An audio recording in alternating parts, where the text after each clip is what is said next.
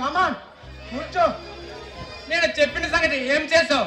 మనము అనేక విషయాల గురించి మాట్లాడతాం. అందులో నువ్వు ఏ విషయం గురించి మాట్లాడుతున్నావో నాకు అర్థం కావట్లేదు. నేను అడుగుతున్నది మనం చేసే దొంగ వ్యాపారాల గురించి కాదు, నా చెల్లెల పెళ్లి విషయం. ఆ విషయమా? ఇప్పుడే మా తమ్ముడితో మాట్లాడా. దాని గురించి నువ్వు పెద్ద కంగారు పడవలసిన పనేమీ లేదు.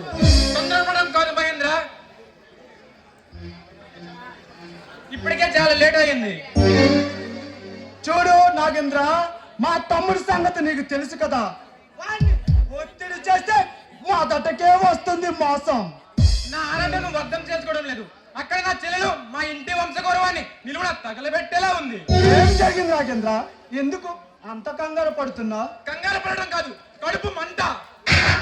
అర్థమయ్యేలా చెప్పోయా మగడా. చెప్పడానికి ఏముంది, అది ఎవడో అన్నముగ్గుని ప్రేమించిందంట, వాడినే పెళ్లి చేసుకుంటానంటుంది. చూడు నాగేంద్ర, ఈ లోకంలో పిల్లి పిల్లి అని అంటున్నావు. లవ్ మ్యారేజ్ నువ్వు అన్ని కామనయ్యా. దాని గురించి నువ్వు పెద్ద కంగారు పడవలసింది ఏమీ లేదయ్యా. ఇది మామూలు విషయం కాదు మహేంద్ర, మా ఇంటి వంశ గౌరవానికి సంబంధించిన విషయం. అయితే ఇప్పుడు నన్నేం చేయమంటావు? నీవు ఎలాగైనా నీ తమ్ముడిని ఒప్పించాలి. వీలైనంత త్వరలో ఈ పెళ్లి జరిగిపోవాలి. దానివల్ల నాకేంటి లాభం? చూడు మహేంద్ర, నీ తమ్ముడి పెళ్లి కూడా వ్యాపారంగానే చూస్తున్నావు. నేను ప్రతి విషయాన్ని వ్యాపారంలో చూస్తాను, ఎందుకంటే నాకు అది అలవాటైపోయింది. అయితే నీకేం కావాలి? మా తమ్ముడికి ఇచ్చిన కట్ట కానుకలు కాకుండా నాకు పారిశ్రామిక ₹1,00,00,000 కావాలి. వాట్?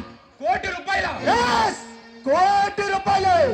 నీ చెల్లి బంగారు భవిష్యత్తు కోసం, నీ కుటుంబ గౌరవం కోసం ₹1,00,00,000 పెద్ద లెక్కేం కాదనుకుంటున్నా.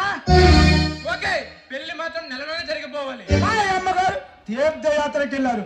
తిరిగి రాగానే ఆ ముహూర్తాల సంగతి చూపిస్తా. ఆల్రైట్, నా చెల్లి పెళ్లి కోసం ఎన్ని కోట్ల రూపాయలు ఖర్చు పెట్టగలను. వీలంత త్వరలో ముహూర్తం పెట్టించు, ఇక నేను వెళ్ళి వస్తా. ఆగు నాగేంద్ర, ఎందుకు అంత కంగారు? మా గెస్ట్ హౌస్ లో మంచి పాల పెట్టలు, నర్సరీ పెట్టలు తెప్పించా. చిన్న చిన్నవుతాను.